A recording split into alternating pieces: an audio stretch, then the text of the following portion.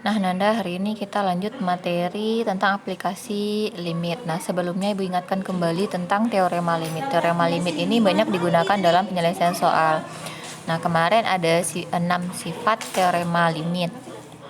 Nah, bisa dilihat kembali. Yang pertama yaitu jika fungsinya berbentuk konstanta, maka hasil limitnya juga konstanta. Yang kedua, jika limit fungsinya yaitu x, maka limit x menuju a itu hasilnya adalah a, yaitu dengan metode substitusi. Yang ketiga, ketika Anda menemukan limit jumlah dua buah fungsi x menuju a, maka limitnya bisa kita pisahkan dalam bentuk penjumlahan. Nah, dalam bentuk pengurangan juga seperti itu. Kemudian nomor 4, limit konstanta dikali fungsi x menuju a, maka konstantanya bisa kita keluarkan. Nomor 5, limit perkalian dan pembagian itu bisa dipisahkan. Nomor 6, limit fungsi yang berpangkat, pangkatnya bisa kita keluarkan. Jadi kita cari dulu limit fungsinya, kemudian hasilnya itu baru dipangkatkan. Nah, ini berlaku juga untuk akar pangkat dari n.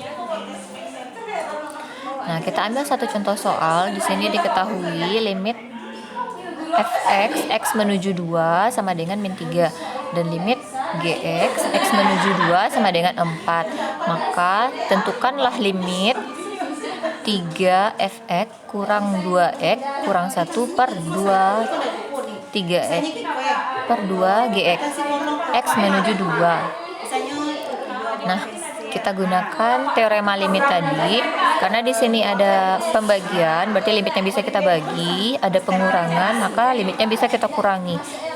Jadi setelah disederhanakan didapatlah hasil akhirnya min 7/4.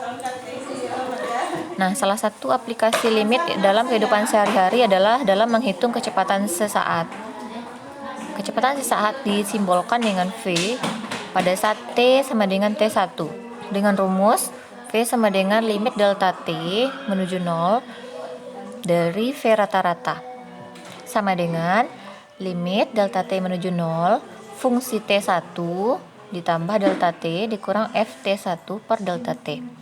Nah, contoh soalnya adalah di sini ada sebuah benda ditembakkan dengan vertikal ke atas. Jika persamaan gerak dari benda itu dinyatakan dengan fungsi T sama dengan min 5T kuadrat ditambah 40. Maka kecepatan sesaat dari benda itu dalam waktu 2 detik adalah, nah, kita gunakan rumus kecepatan sesaat tadi. Terlebih dahulu kita salin dulu fungsinya. Fungsi jaraknya yaitu Ft sama dengan min 5T kuadrat ditambah 40. Kecepatan sesaat tadi rumusnya menggunakan limit adalah limit delta T menuju 0 Ft1, T1 kita adalah 2 detik ditambah delta T dikurang Ft1.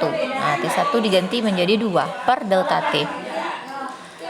Nah, kemudian kita gantilah fungsi 2 ditambah delta T ke bentuk rumus fungsi yang di atas. Berarti F dalam kurung 2 tambah delta T menjadi min 5 dalam kurung 2 tambah delta T dikuadratkan ditambah 40 dikurang F2, artinya kita ganti T menjadi 2, berarti min 5 dalam kurung T 2 kuadrat ditambah 40. Setelah disederhanakan, kita lihat dua baris terakhir itu didapat limit delta T menuju 0 min 20 delta T dikurang 5 delta T kuadrat per delta T.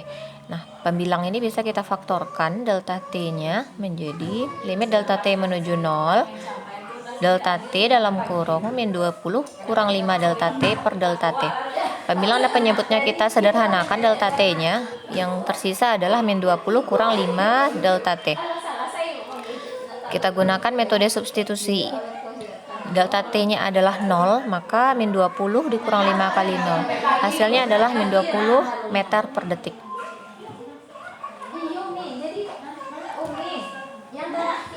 Nah, contoh yang kedua kita menggunakan untuk menentukan limit turunan dari suatu fungsi. Kita punya fungsi di sini 2x kurang 1. Maka fungsi turunannya di sini adalah limit h menuju 0 fx tambah h dikurang fx per h. Nah, ini sebenarnya hampir sama dengan prinsip kecepatan sesaat tadi. Kalau kecepatan sesaat tadi kan ft1 tambah delta t dikurang ft1 per delta t. Nah, di sini kita ganti menjadi h. Kita substitusikan sama halnya dengan fungsi sebelumnya. Fx tambah h itu kita substitusi ke fx. Jadi x-nya kita ganti menjadi x tambah h. Hasilnya adalah 2 buka kurung x tambah h tutup kurung kurang 1. Sementara untuk fx tetap, dan kita sederhanakan, hasil akhirnya adalah limit h menuju 0, 2. Limit dari konstanta itu adalah konstanta itu sendiri. Jadi hasilnya adalah 2.